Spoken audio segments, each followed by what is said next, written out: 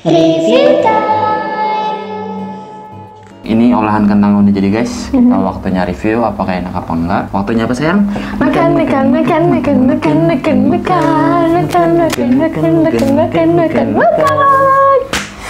Capek guys. Pusing.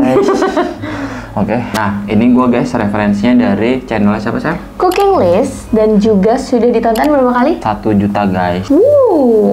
Jadi menarik. ini tuh kentang yang dibulat-bulat dikasih tepung maizena. Kita akan cobain enak apa enggak. Kita langsung aja guys. Ini gue pakai 3 kentang jadi dikit doang. Iya ya.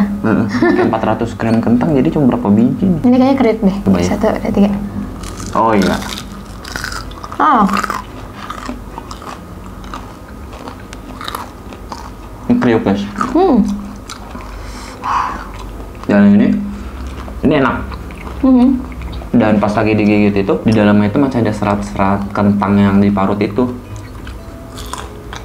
enak.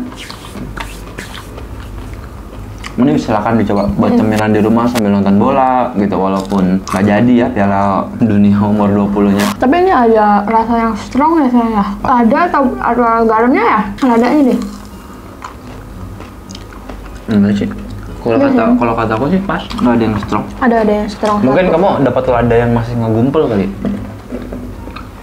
Tapi harusnya nggak ngegumpel karena kan diaduk. Oh ini yang strongnya itu garamnya. Mungkin bisa dikurangin. Tapi Ayo, segini silakan. udah oke.